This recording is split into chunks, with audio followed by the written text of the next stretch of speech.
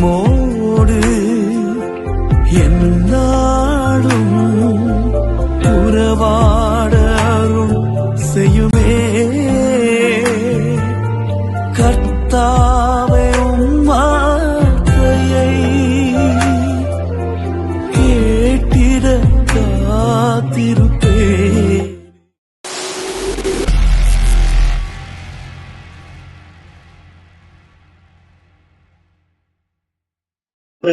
இரவு பொழுதிலே தேவனுடைய வார்த்தையை தியானிப்பதை இட்டு மிக்க மகிழ்ச்சி அடைகிறோம். நாங்கள் தேவனுடைய வார்த்தை கற்றுக்கொள்ள எங்களுடைய ஆவிக்குரிய வாழ்க்கை வளர்ச்சி அடைகிறது. கர்த்தர் வித்தியாசமான காரியங்களை எங்க மத்தியில செய்து கொண்டு வருகிறார். ஆகிய வேதத்தை தொடர்ந்து நாங்கள் கற்றுக்கொள்வோம். தேவன் ஆசீர்வதிப்பாராக. கடந்த நாட்களிலே நாங்கள் பார்த்தோம் மாற்றுகிறவர் என்ற தலைப்பிலே. தேவனால் எல்லாவற்றையும் மாற்ற முடியும் என்று நாங்கள் பார்த்தோம். ஆனால் அவர் மாறாதவராய் இருக்கிறார். அவர் மாறாதவராய் இருக்கிறபடினாலே நம்மளுடைய வாழ்க்கையிலே எல்லாவற்றையும் நன்மைக்கு ஏதுவாய் மாற்றுகிறவராய் இருக்கிறார். ஆகையால் இந்த நாளிலே நாங்கள் பார்க்க போறோம் துன்பத்தை மாற்றுகிறவர் என்ற தலைப்பிலே. மாற்றுகிறவர் என்ற தலைப்பிலே நாங்கள் பார்க்கிறோம். அதன் கீழாக உப தலைப்பாக நாங்கள் பார்க்கிறோம் துன்பத்தை மாற்றுகிறவர். இன்றைக்கு அநேகருடைய வாழ்க்கையிலே துன்பங்கள் இருக்கிறது, துயரங்கள் இருக்கிறது, வேதனைகள் இருக்கிறது, கவலை, கஷ்டங்கள், கண்ணீர் எல்லாம் இருக்கிறது. ஆனால் தேவன் இந்த நாளிலும் கூட நமக்கு கற்றுக் கொடுக்கிறதான பாடமானது துன்பத்தை மாற்றுகிறவர். சில வேளையிலே உங்களுடைய உறவினர் நிமித்தமா நீங்க துன்பப்பட்டிருக்கலாம், சபை விசுவாசிகள் மூலமா துன்பப்பட்டிருக்கலாம், அயலவர்கள் நிமித்தமா துன்பப்பட்டிருக்கலாம். ஆனால் துன்பத்தை மாற்றுகிறவர் நம்முடைய ஆண்டவர்.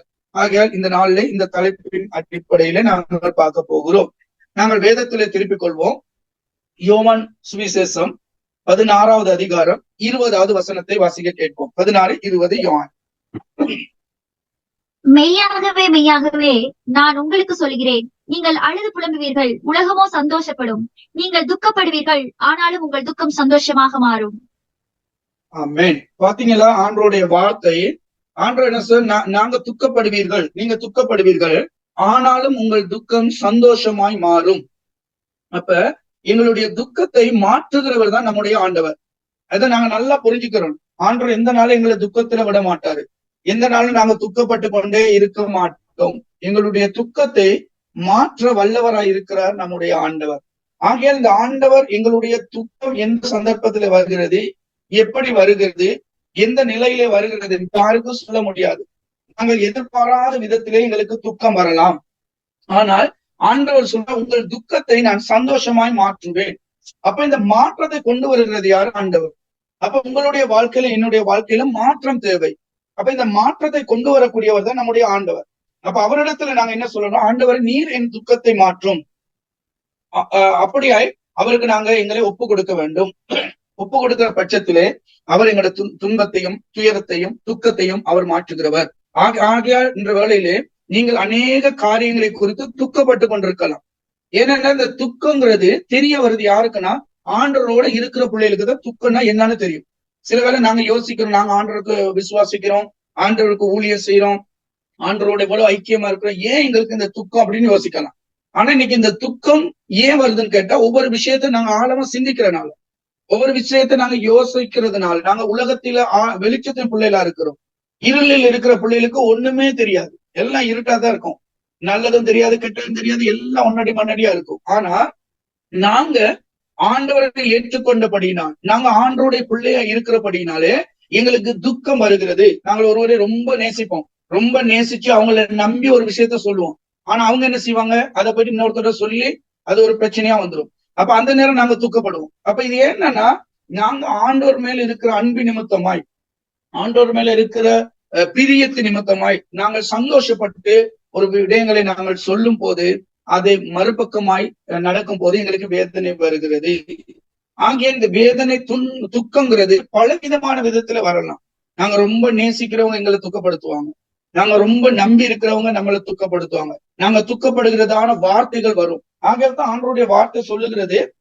ஆண்டவர் சொல்லுகிறார், உங்களை துக்கப்படுத்துவார்கள், மெய்யாகவே மெய்யாக நான் உங்களுக்கு சொல்லுகிறேன், நீங்கள் அழுது புலம்புவீர்கள். அப்ப பாத்தீங்கன்னா நாங்க அழுவோம், நாங்க புலம்புவோம்.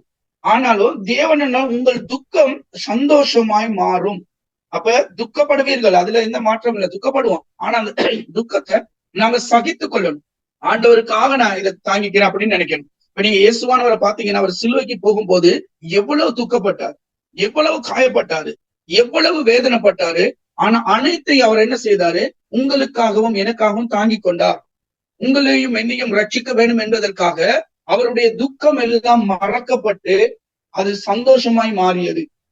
இன்றைக்கு நாங்களும் இப்படி நினைச்சோம்னா எங்களுடைய துக்கமும் சந்தோஷமும் மாறி சில வேளையில அநேகமான துக்கத்துக்கு நாங்க முகம் கொடுத்திருப்போம். ஆனால் ஆண்டவருடைய வார்த்தையின்படி உங்களுடைய துக்கம் தேவன் சந்தோஷமாய் மாற்றுவார். நீங்க எதை குறித்து கவலைப்பட தேவையில்லை, எதை குறித்து கலங்க தேவையில்லை. யார் எங்களை இப்படி என்ன நேரத்துல துக்கப்படுத்திருந்தாலும் பரவாயில்ல, உங்க இருதயம் ஆண்டவருக்குள்ள சந்தோஷமா இருக்கணும், உங்க இருதயம் ஆண்டவருக்குள்ள மகிழ்ச்சி உள்ளதா இருக்கணும். உங்கள் துக்கத்தை சந்தோஷமாய் மாற்றுகிற நம்முடைய ஆண்டவர், அவர் உங்களுடைய துக்கத்தை சந்தோஷமாய் மாற்றுவார். அதுல எந்த சந்தேகமே இல்லை. நாங்க எதை குறித்தும் பயப்பட தேவையில்லை. நீங்க முழு நம்பிக்கை வைங்க, ஆண்டவர் என்னை சந்தோஷமாய் வழி நடத்துவாருன்னு. நாங்க சந்தோஷமா இருக்க பழகிக்கொள்ளும். எங்களோட சந்தோஷத்தை ஒரு நாள் இழந்துடக்கூடாது. இந்த சந்தோஷத்தை தேவன் எங்களுக்கு எப்போதும் கொடுக்கிறவரா இருக்கிறார். ஆகையால் துக்கத்தை சந்தோஷமாய் மாற்றுகிறவர் நம்முடைய ஆண்டவர். இதை நாங்கள் கற்றுக்கொள்கிற பாடம், தேவன் எங்களுடைய துக்கத்தை சந்தோஷமாய் மாற்றுகிறவர். உங்களுடைய வாழ்க்கையில எந்த சூழ்நிலையில நீங்க தள்ளப்பட்டிருக்கலாம், ஆனால் தேவன் அதை சந்தோஷமாய் மாற்றுகிறவராய் இருக்கிறார். நாங்கள் இன்னொரு வசனத்தை வாசிப்போம். ஆதியாகமம் புத்தகத்திலே 21வது அதிகாரம் 19வது வசனம். ஆதியாகமம் 21:19. தேவன் அவளுடைய கண்களை திறந்தார். அப்பொழுது அவள் ஒரு தண்ணீர் துறவை கண்டு போய் துருத்தியிலே தண்ணீரை நிரப்பி பிள்ளைக்கு குடிக்க கொடுத்தாள். பாத்தீங்களா, இங்க ஆகாருடைய துக்கம் சந்தோஷமாய் மாறியது. ஏன்னா தண்ணி இல்ல, சாப்பாடு இல்ல, போறதுக்கு இடம் இல்ல, இப்படியாப்பட்ட ஒரு நிலைமைக்கு தள்ளப்பட்டால், ஆனால் தேவன் அவருடைய கண்ணீரை கண்டார். அதே தேவன் இந்த நாளிலும் உங்களுடைய கண்ணீரை காணக்கூடியவரா இருக்கிறார், உங்களுடைய தாகத்தை காணக்கூடியவரா இருக்கிறார், உங்களுடைய பசியை தேவன் காணக்கூடியவராய் இருக்கிறார், உங்களுடைய தேவையை காணக்கூடியவராய் இருக்கிறார். இதுதான் முக்கியம். நாங்க எந்த இடத்துக்கு போனாலும், எந்த நிலைக்கு தள்ளப்பட்டாலும் அவரை நோக்கி நாங்க பார்க்கணும். அதுதான் முக்கியம். அவரை நோக்கி நாங்க பார்க்கணும். அவர் எங்களுக்கு என்ன செய்யறார்? எங்களுடைய துக்கத்தை சந்தோஷமாய் மாற்றுகிறார். இந்த வேளையில நீங்க அநேக காரியங்களை குறித்து வேதனையோடு இருக்கலாம், அநேக காரியங்களை குறித்து நீங்கள் கவலையோடு இருக்கலாம். ஆனால் தேவனுடைய வார்த்தை, ஆண்டவர் சந்தோஷமா மாற்றுவார். உங்களுடைய தாகம் எதுவோ அந்த தாகத்தை தீர்க்க வல்லவர். நாங்க பார்ப்போமானா, ஆகார் அந்த வனாந்தரத்துல போகும்போது தண்ணி கிடைப்பதற்கே இடமில்லை, தண்ணி கிடைப்பதற்கே இல்லாத ஒரு சூழ்நிலை, கஷ்டமான சூழ்நிலை. ஆனாலும் வறண்ட நிலத்துல தண்ணீரை கொடுக்கக்கூடியவர் நம்முடைய ஆண்டவர். உங்களுடைய பொருளாதார ரீதியிலே உங்களுடைய தேவை எந்த பக்கத்திலுமே சந்திக்கப்பட முடியாத ஒரு நிலைமையாய் உங்களுடைய கண்களிலே நீங்கள் காணலாம், நீங்கள் அதை நினைக்கலாம். ஆனாலும் தேவன் அவராலே முடியும் எல்லாவற்றையும் மாற்றுவதற்கு. நிச்சயம் உங்களுடைய வாழ்க்கையில ஆண்டவர் மாற்றத்தை கொண்டு வருவார். ஆகிய வேதம் சொல்லுகிறது, ஆண்டவர் அவருடைய கண்ணீரை கண்டார். ஆகாருடைய கண்ணீரை கண்ட தேவன் உங்களுடைய கண்ணீரை காணாமல் இருப்பாரா? நிச்சயம் காண்பார். நீங்க என்ன செய்ய? நம்பணும், விசுவாசிங்க. அதுதான் இங்க முக்கியம். என்னுடைய துக்கத்தை அவர் சந்தோஷமா மாற்றுவார். நான் சந்தோஷமா இருப்பேன். பயம் இல்லாம நீங்க அறிக்கையிடுங்க, பயம் இல்லாம சொல்லுங்க, எப்பொழுதும் நான் சந்தோஷமா இருப்பேன் அப்படின்னு சொன்னா நீங்க சந்தோஷமா தான் இருப்பீங்க. நான் கவலையா இருக்கிறேன், கஷ்டமா இருக்கிறேன், இது நாங்க பாட தேவையில்லை. அந்த பாட்டுக்கு ஒரு முற்றுப்புள்ளி வைப்போம், வச்சுட்டு சொல்லுவோம், நான் எப்பொழுதும் ஆண்டவருக்குள்ள சந்தோஷமா இருப்பேன்னு சொன்னா நிச்சயம் உங்களுடைய வாழ்க்கையிலே தேவன் ஒரு சந்தோஷத்தை கொடுப்பார். இன்னொரு வசனத்தை வாசிப்போம். ஆதியாகமம் 24வது அதிகாரம் 67வது வசனம். ஆதியாகமம் 24:67. அப்பொழுது ஈசாக்கு ரெபெக்காளை தன் தாய் சாராளுடைய கூடாரத்துக்கு அழைத்துக் கொண்டு போய் அவளை தனக்கு மனைவியாக்கி கொண்டு அவளை நேசித்தான். ஈசாக்கு தன் தாய்க்காக கொண்டிருந்த துக்கம் நீங்கி ஆறுதல் அடைந்தான். ஆமென். நீங்க பாத்தீங்கன்னா ஈசாக்குடைய வாழ்க்கையில அவன் துக்கப்பட்டுக்கிட்டு இருந்தான். என்ன துக்கம்? அவன் ஈசாக்குடைய காரியங்களை நாங்க கற்றுக்கொள்ளும் போது, ஈசாக்கு ஆபிரகாம் ஈசாக்கை பலியிட கொண்டு போனது நிமித்தமாய் அவன் பயந்தவனாய் இருந்தான். பயந்து தகப்பனை சாராதபடி அம்மா பிள்ளையாக இருந்தான், அம்மாவை சார்ந்து கொண்டிருந்தான். எந்த இடத்துக்கும் தாயோடு போவார். அதே போல ஈசாக்குடைய மனநிலைமை பாதிக்கப்பட்டிருந்தது. ஆக நீங்க இதெல்லாம் பழைய ஏற்பாடுல நீங்க பார்க்கும் போது தெரியும். ஈசா கஷ்டப்பட்டு ஒரு கிணறை வெட்டுவாரு, அந்த கிணறை இன்னொருத்தர் கேட்டோன்னு கொடுத்துட்டு போயிடுவான். ஏன்னா அவன் அப்படியாப்பட்ட ஒரு நிலைமைக்கு தள்ளப்பட்டிருந்தான். ஆனா அந்த தாய் இல்லாமல் இருக்கும் போது அவன் ஒரு பெரிய துக்கத்துக்கு ஆளானான். இப்ப சில வேளையில நீங்க தனித்து இருக்கும் போது, இந்த தனிமையில இருக்கும் போது அந்த துக்கம் உங்களுக்கு அப்படியாய் தெரியலாம். ஆனாலும் தேவன் ஈசாக்குடைய துக்கத்தை கண்டார். ஈசாக்கை தேற்றும்படியா தேவன் ரெபெக்காவை ஏற்படுத்தி இருந்தார். இந்த நாளிலும் தேவன் உங்களுடைய வாழ்க்கையிலும் நீங்கள் எப்படியாப்பட்ட துக்கத்துக்கு முகம் கொடுக்கிறீர்கள், எப்படியாப்பட்ட நிலைமைக்கு நீங்க தள்ளப்பட்டிருக்கிறீங்க, ஆனால் நிச்சயம் தேவன் உங்கள் துக்கத்தை சந்தோஷமாய் மாற்றுவார். ஊழியத்திலே உங்கள் துக்கம் சந்தோஷமாய் மாறும். உங்களுடைய குடும்ப வாழ்க்கையிலே தேவன் உங்களுடைய துக்கத்தை சந்தோஷமாய் மாற்றுவார். உங்களுடைய பொருளாதார ரீதியிலே உங்களுடைய துக்கத்தை தேவன் சந்தோஷமாய் மாற்றுவார். ஆகையால் இந்த வார்த்தையை நாங்கள் அறிக்கையிட வேண்டும், இந்த வார்த்தையை நாங்கள் தியானிக்க வேண்டும்.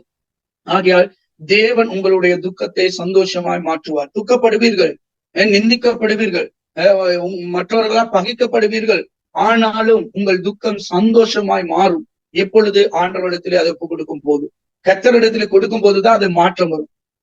ஒரு சின்ன காரியத்தை நான் சொல்றேன், ஒரு மாற்றம் வரணும்னா என்ன செய்யணும்? முதல்ல அதை நாங்க ஒப்பு கொடுக்கணும். ஒப்பு கொடுத்தாதான் அதுல ஒரு மாற்றம் வரும். இப்ப அரிசி இருக்கு, அந்த அரிசி யாருக்குமே சாப்பிட முடியாது. அந்த அரிசியை நாங்க என்ன செய்யணும்? தண்ணி இட்டு அதை வேக வைக்கணும். அது வெந்த உடனே அது சோறாக மாறுது, அதை சாப்பிட முடியும். அப்போ உப்பு கொடுக்கும் போதுதான் அதுல இருந்து ஒரு மாற்றம் வரும். இப்ப நாங்க அரிசிய தண்ணியில போட்டு அதை அவிச்ச உடனே தான் அது சோறா மாறுது. அதே போல எங்களோட துக்கம், துயரங்கள், கவலை, கஷ்டங்கள் எல்லாத்தையும் ஆண்டவரிடத்துல ஒப்பு கொடுங்க. அவரிடத்துல ஒப்பு கொடுக்கும் போது அவர் சந்தோஷமாய் மாற்றி கொடுப்பார். இல்லாட்டி ஒரு நாள் அது மாறாது. நாங்க தலையில தூக்கி வச்சுட்டு சுமந்துக்கிட்டு போறோம். இந்த பிரச்சனை எப்படி தூக்குறது, எப்படி செய்யறது, எல்லாத்துக்கும் எங்களுக்கு பிரச்சனை. அப்ப அதனால நாங்க என்ன செய்யணும்? கர்த்தர் மேல் நம்பிக்கையா இருக்கணும். இந்த உலகத்தின் மேல் நம்பிக்கை இருக்கணும், கர்த்தரை சார்ந்து இருக்கணும், அவர் மேல் நம்பிக்கையா இருக்கணும். அவர் மேல் நம்பிக்கையா இருக்கும் போது அவர் எங்களுடைய துக்கத்தை சந்தோஷமாய் மாற்றுகிறவர். ஒரு வாழ்க்கையில பல தரப்பட்ட துக்கத்துக்கு நாங்க முன் கொடுக்கலாம். அந்த துக்கத்தை எல்லாத்தையும் ஆண்டவர் சந்தோஷமாய் மாற்றுவார். ஒரு சின்ன காரியத்தை நான் உங்களுக்கு சொல்ல விரும்புகிறேன். ஒரு சந்தோஷம். ஒரு வாலிபன் நன்றாக படித்திருந்தார், நல்லா படித்து ஒரு பட்டம் பெற்றவனாக இருந்தார். அவர் பட்டம் பெற்றவனாக இருந்தபடினாலே அவனுக்கு ஒரு தொழில் இல்லை, அவருக்கு வேலை இல்லை. வேலை இல்லாம இருக்கும் போது அந்த வாலிபன் என்ன செய்ய, ஒவ்வொரு இடத்துக்காக வேலை தேடி போறான். ஐயோ எனக்கு ஒரு வேலை இல்லையே, வேலை இல்லையே.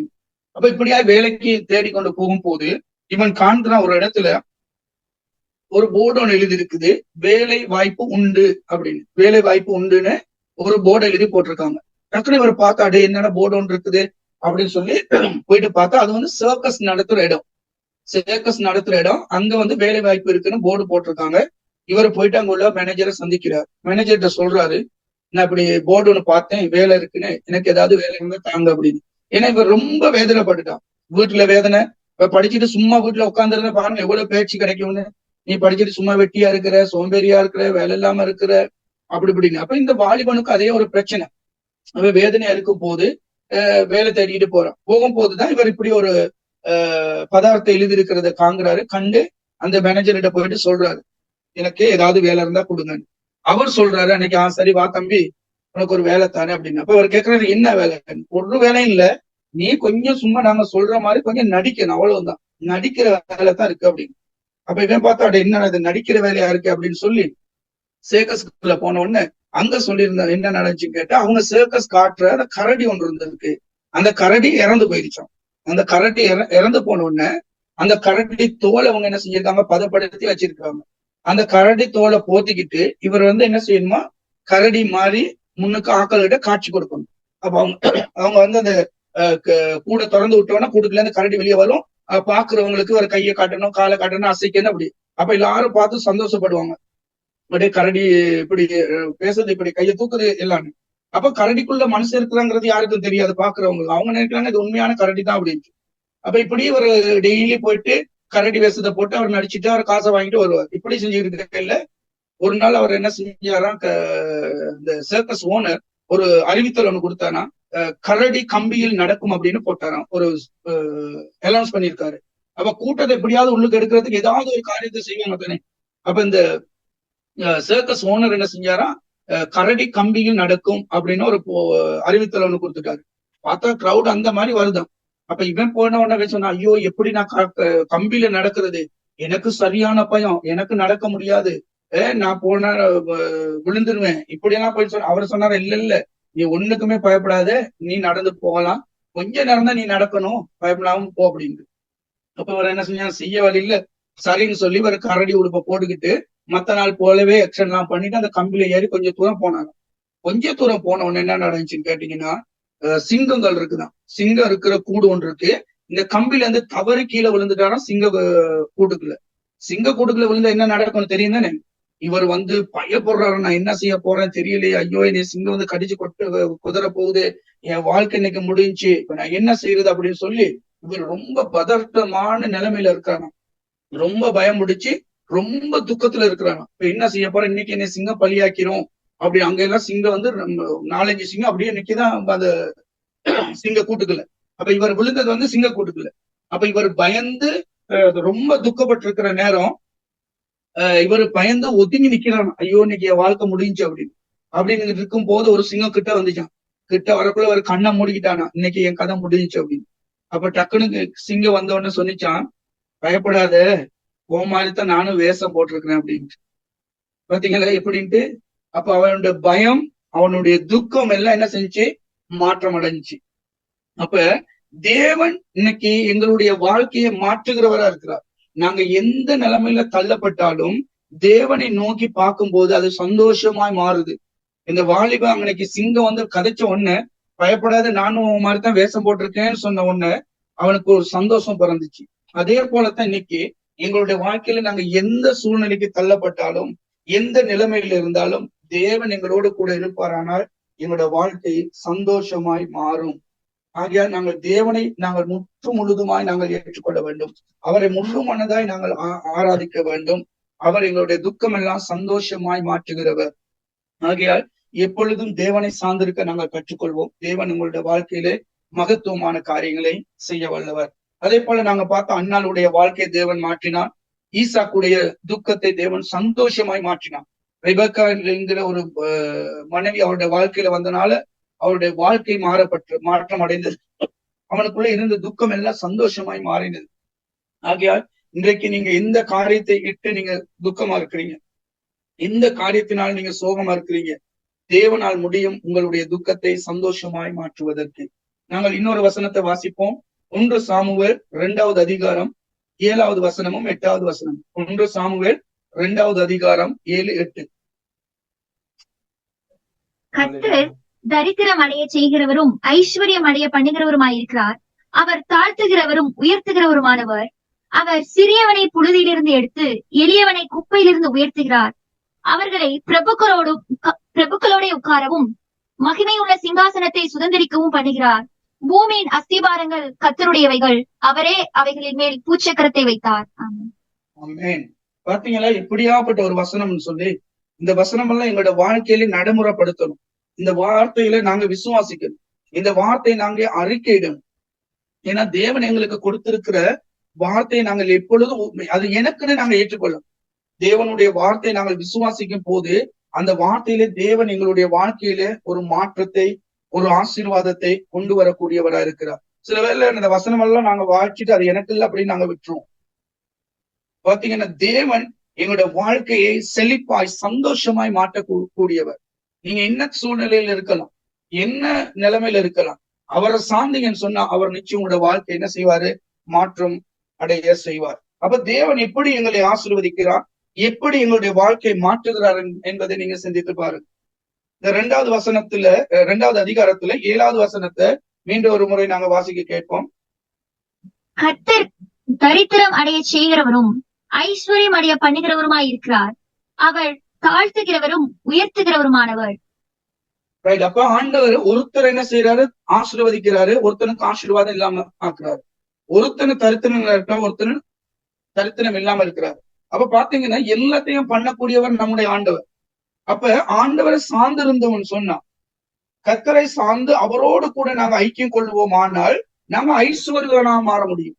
ஆண்டவர் என்ன சொல்லிருக்கா, எங்களை கீழாக்காமல் மேலாக்குவேன்னு சொல்லி இருக்கிறாரு, வாழாக்காமல் தலையாக்குவேன்னு சொல்லி இருக்கிறாரு. அப்ப தேவனை சார்ந்து இருக்கிற பட்சத்திலே அவர் என்ன செய்யறார், எங்களோட வாழ்க்கையை மாற்றுகிறவரா இருக்கிறார், ஐஸ்வர்யத்தை எங்களோட வாழ்க்கையில கொண்டு வருகிறார். ஆண்டவர் எங்களுடைய வாழ்க்கையை செழிப்பாக ஆண்டவர் மாற்றுகிறவரா இருக்கிறார். அப்ப நாங்க என்ன செய்யணும், அவரோட சார்ந்து இருக்கணும். அதுதான் முக்கியம். நாங்க ஆண்டவரோட சார்ந்து இருப்போமானால் அவருக்கு தெரியும் எங்களுக்கு என்னத்தை செய்யணும், எப்படி எங்களை பாதுகாக்க வேண்டும், எப்படி எங்களை உயர்த்த வேண்டும் என்பதை ஆண்டவருக்கு தெரியும். அப்ப எங்களுடைய துக்கம் எதுவா இருந்தாலும் அதை மகிழ்ச்சியாய் மாற்றக்கூடியவர் நம்முடைய ஆண்டவர். ஆண்டவர் புழுதியிலிருந்து எங்களை தூக்கி எடுத்தார் என்று சொல்றார். பாத்தீங்கன்னா நாங்க ஒன்றுமே இல்லாம எங்களோட வாழ்க்கையில ஒண்ணு இருக்கல, எல்லாமே நாங்க லொஸ்டா இருந்தோம். ஆனா அப்படியா நிலைமையில ஆண்டவர் உங்களை என்னை தெரிந்து கொண்டு அவர் இன்றைக்கு எங்களை ஆசீர்வதிக்கிறவராய் இருக்கிறார். அப்ப தேவன் நிச்சயம் எங்களோட வாழ்க்கையில மாற்றத்தை கொண்டு வருகிறவர். அவர் எங்களோட வாழ்க்கையில ஆசீர்வாதத்தை கொண்டு வருகிறவர். அவரை நாங்கள் சார்ந்திருப்போமானால் நிச்சயம் கர்த்தர் உங்களுடைய வாழ்க்கையிலே மகத்துவமான காரியங்களை செய்ய வல்லவரா இருக்கிறார். அது மாத்திரமல்ல, ஆண்டவர் எங்களை உயர்த்தி எங்களை ஆசீர்வதிக்கிறவரா இருக்கிறார்.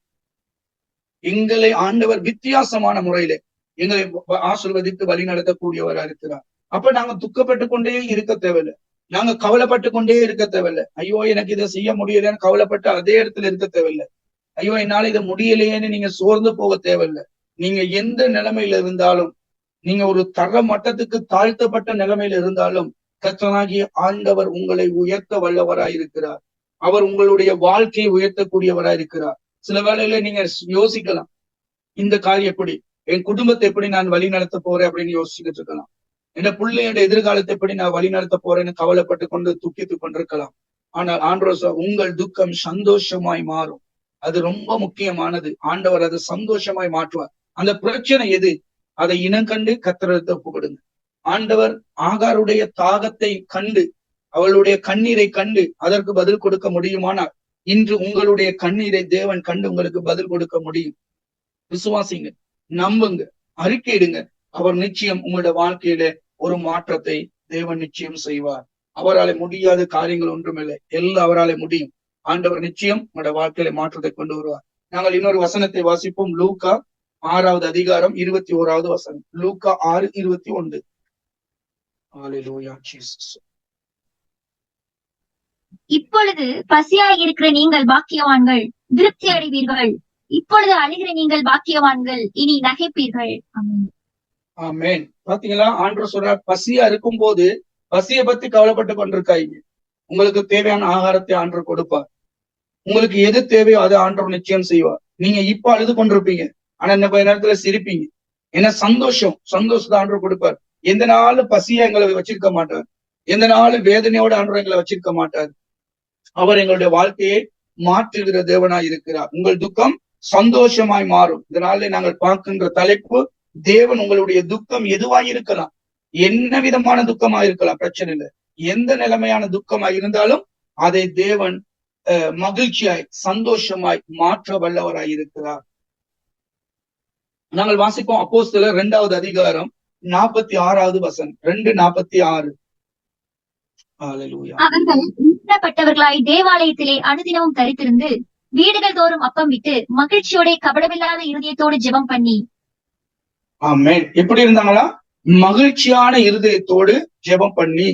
தேவனுடைய சமூகத்துல ஒரு நம்பிக்கை இருக்கணும், ஒரு எதிர்பார்ப்பு இருக்கணும். கர்த்தர் எங்களோட வாழ்க்கையில நன்மையை செய்வார் அப்படிங்கிற ஒரு நம்பிக்கை எங்களுக்குள்ள ஏற்படணும். அதனாலதான் அவர்கள் ஒருமனப்பட்டவர்களாய் தேவனிடத்திலே அனுதினமும் ஒவ்வொரு நாளும், அதை அவர் விடல, ஒவ்வொரு நாளும் அனுதினமும் எப்ப எல்லாம் சந்தர்ப்பம் கிடைக்குதோ ஆண்டவருடைய சமூகத்துல வர்றதுக்கு வந்தாங்க. எப்பெல்லாம் சந்தர்ப்பம் கிடைக்குதோ அவருடைய வார்த்தை கேட்கறதுக்கு வந்தாங்க. அப்ப என்னன்னா, இந்த வார்த்தையை கேட்க கேட்க ஆண்டோட நெருங்க கர்த்தர் உங்களுடைய வாழ்க்கையிலே ஒரு மாற்றத்தை கொண்டு வருவார். ஆகியால்தான் நாங்க பார்க்கிறோம், அவர்கள் அனுதினமும் தேவனுடைய வசனத்தை கேட்பதிலும் அவருடைய வார்த்தை நிறைவேற்றுதலிலும் மகிழ்ச்சியா இருந்தாங்க. அப்ப நீங்க இப்பயும் ஆண்டவரை ஆராதிக்கும் போது, ஆண்டவருடைய சமூகத்துக்கு வரும்போது எப்படி வரணும்? மகிழ்ச்சியா இருக்கணும். வேத வசனத்தை கேட்கும் போது மகிழ்ச்சியா கேட்கணும். அப்பதான் அந்த வசனத்துல இருந்து நாங்க பிரதிபலனை பெற்றுக் கொள்ளலாம். 47வது வசனத்தை வாசிப்போமா? தேவனை துதித்து ஜனங்கள் எல்லோரிடத்திலும் தயவு பெற்றிருந்தார்கள். ரட்சிக்கப்படுகிறவர்களை கர்த்தர் அனுதினமும் ஆலயத்திலே சபையிலே சேர்த்து கொண்டு வந்தார். ஆமென். பாத்தீங்களா என்ன நடக்குதுன்னு? உங்க துக்கம் சந்தோஷமா மாறுது. ஆண்டவர் அவருடைய வாழ்க்கையில வளர்ச்சியும் ஆசீர்வாதத்தையும் கொடுத்து கொண்டே வந்தார். அப்ப தேவனுடைய சமூகத்துல இருக்கிற, தேவனுடைய பாதத்துல இருக்கிற நீங்களனாலும் எங்களுடைய துக்கம் எதுவானாலும் அதை கர்த்தர் மாற்ற வல்லவர் என்பதை நாங்கள் முழு மனதோடு நாங்கள் விசுவாசிக்கணும். நாங்கள் வாசிப்போம் அப்போஸ்தலர் 5வது அதிகாரம் 41வது வசனம். 5:41. அவருடைய நாமத்துக்காக தங்கள் அவமானம் அடைவதற்கு பாத்திரராக எண்ணப்பட்டபடினாலே சந்தோஷமாய் ஆலோசனை சங்கத்தை விட்டு புறப்பட்டு போய் தினந்தோறும் தேவாலயத்திலே வீடுகளையும் இடைவிடாமல் உபதேசம் பண்ணி இயேசு கிறிஸ்துவென்று பிரசங்கித்தார்கள். ஆமென். பாத்தீங்களா, அவங்களுக்கு துக்கம் வந்துச்சு, பிரச்சனை வந்துச்சு, கர்த்தருடைய நாமத்தினால அவமதிக்கப்பட்டாங்க. ஆனாலும் அவர்கள் ஒரு குறிக்கோளோடு, ஒரு தைரியத்தோடு, ஒரு நம்பிக்கையோடு ஆண்டவரோடு கூட இருந்தாங்க. ஏன்னா கர்த்தர் வாழ்க்கையை மாற்றுகிறவர், கர்த்தர் நன்மையான காரியங்களை செய்கிறவர். அவர் எங்களுடைய வாழ்க்கையில இருக்கிற துக்கம் எல்லாம் சந்தோஷமா மாற்றுகிறவர். அப்ப நீங்களும் நானும் எதற்காக அழைக்கப்பட்டிருக்கிறோம்? அந்த காரியத்திலே நாங்கள் உறுதியாய் நிலைத்திருக்க வேண்டும். அந்த காரியத்தில் இருக்கும் போது கர்த்தர் என்ன செய்கின்றார்? எங்களை ஆசீர்வதிக்கிறார், எங்களுடைய வாழ்க்கைக்கு நன்மையான காரியங்களை செய்கிறார். நாங்கள் இன்னொரு வசனத்தை வாசிப்போம். 1 தெசலோனிக்கர், 1:6 வாசிப்போம்.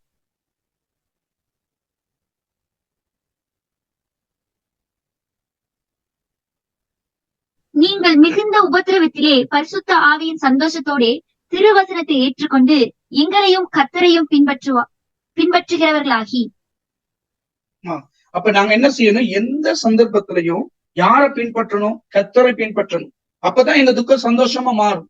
நாங்க ஆண்டவரை பின்பற்றாம உலக காரியங்களையும் மற்றவர்கள் சொல்லுகின்ற காரியங்களையும் நாங்கள் பின்பற்றுவோமானா எங்களுடைய வாழ்க்கையில ஜெயத்தை காண முடியாது.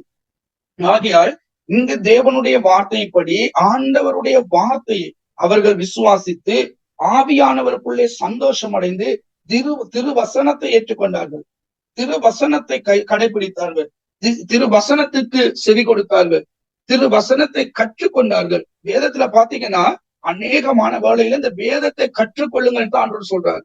வேதத்தை கற்றுக்கொள்ள எங்களுடைய வாழ்க்கை ஆசீர்வாதமான வாழ்க்கையாய் மாறும். ஏன்னா தேவ ரகசியங்கள் எங்களுக்கு வெளிப்படும், தேவ வல்லமை எங்களுக்குள்ளே வெளிப்படும்.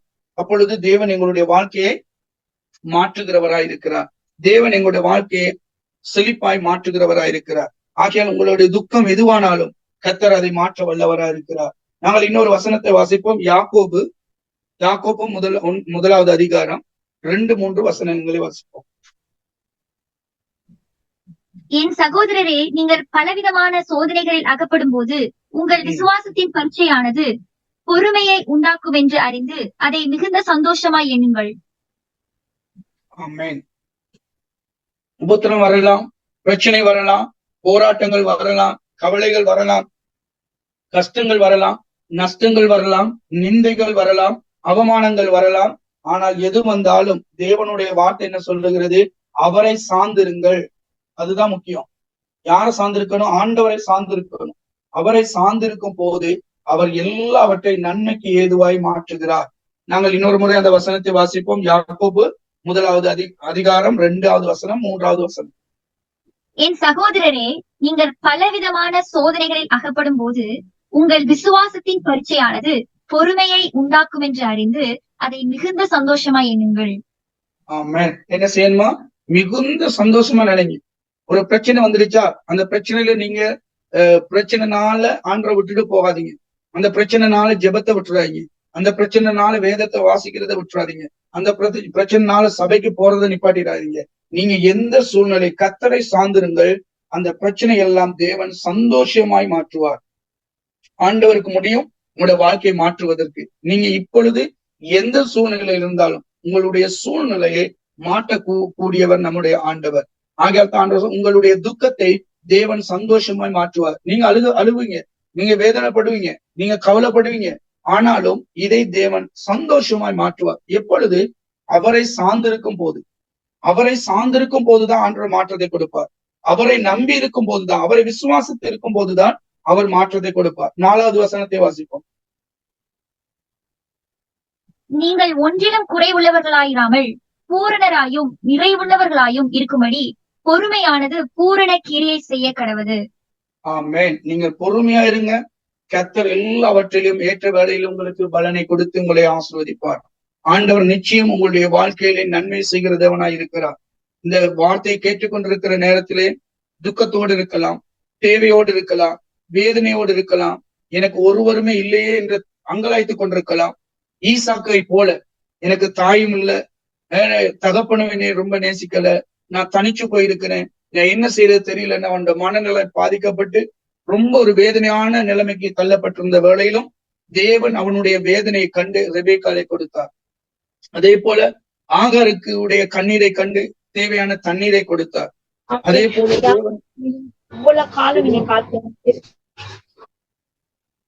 தேவனுடைய வார்த்தை உங்களுடைய வாழ்க்கையிலே நன்மையான காரியங்களை செய்யும். நீங்க எந்த சூழ்நிலையில இருந்தாலும் கர்த்தர் நிச்சயம் உங்களை மாற்ற வல்லவரா இருக்கிறார். என்னன்னா அவரை சார்ந்திருங்க, அவரை நம்பிருங்க, விசுவாசத்துல உறுதியா இருங்க. தேவன் உங்களுடைய வாழ்க்கையில நன்மையான காரியங்களை செய்ய வல்லவராய் இருக்கிறார். நாங்கள் ஒரு விசை தேவனுக்கு நன்றி செலுத்துவோம். கர்த்தர் எங்களுடைய துக்கத்தை சந்தோஷமாய் மாற்றுகிற ஆண்டவர். நீங்க இந்த நேரத்துல என்ன தேவையோடு இருக்கலாம், என்ன பிரச்சனையோடு இருக்கலாம், ஆனால் கர்த்தர் உங்களுடைய வாழ்க்கையை நன்மையாய் மாற்றுகிறவராய் இருக்கிறார். அவரை விசுவாசிங்க, அவர் உங்களுடைய வாழ்க்கையில பெரிதான காரியங்களை செய்வார். ஒரு விஷயம் நாங்கள் தேவனுக்கு நன்றி செலுத்துவோம்.